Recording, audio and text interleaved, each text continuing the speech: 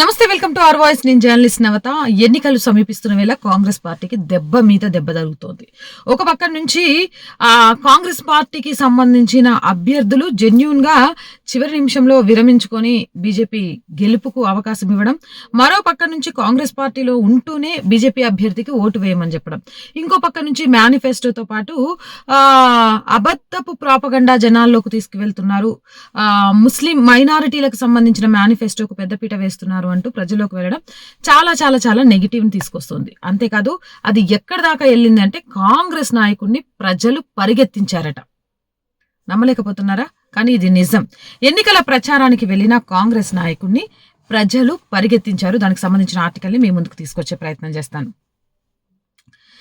జోధ్పూర్ రాజస్థాన్లోని ఒక ప్రసిద్ధి చెందిన నగరం. ఈ నియోజకవర్గంలో పార్లమెంట్ ఎన్నికలు జరగాల్సి ఉంది. దీంతో ఎన్నికల ప్రచారంలో భాగంగా జోధ్పూర్ కాంగ్రెస్ అభ్యర్థి ప్రచారం కోసం జోధ్పూర్ వెళ్లాడు. అంతే, ఇక అక్కడ సాధారణంగా ప్రజలంతా గుమ్మిగూడారు.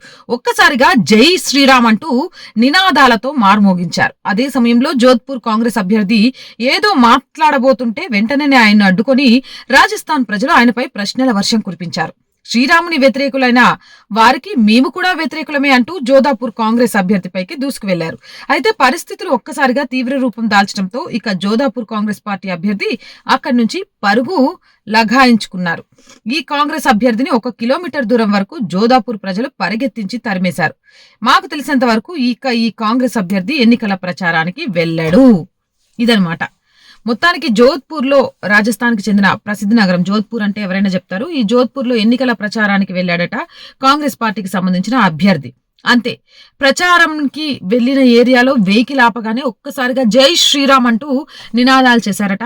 అంతేకాదు, ఆయన ప్రచారంలో హామీల గురించో లేకపోతే పార్టీ గురించో చెప్పడానికి ప్రయత్నం చేస్తుంటే, ఆగాగు తర్వాత చెప్దు గాని అసలు నువ్వు ఎందుకు ఇక్కడికి వచ్చినావు, నీకు మాకేంది సంబంధం, శ్రీరాముడికి వ్యతిరేకంగా ఉండేటోళ్ళందరికీ మేము వ్యతిరేకమే కాబట్టి నువ్వు ఈడ ప్రచారం చేయాల్సిన అవసరం లేదు అంటూ ప్రశ్నల వర్షం కురిపించేసరికి ఏం చేయాలో అర్థం కాక అక్కడి నుంచి పరిగెత్తాడట. అది ఎలా అంటే 1 కిలోమీటర్ దూరం వరకు కూడా ఈ అభ్యర్థిని పరిగెత్తించారట. జై శ్రీరామ్. అయోధ్యలో రామ్లల్లా విగ్రహ ప్రతిష్ఠ జరిగిన రోజు నుంచి కాంగ్రెస్ పార్టీ దాని కూటమి రాముడి మీద అలాగే హిందూ ధర్మం మీద ఎలాంటి దాడులు, మాటల విమర్శలు చేస్తోందో చూస్తూనే ఉన్నాం.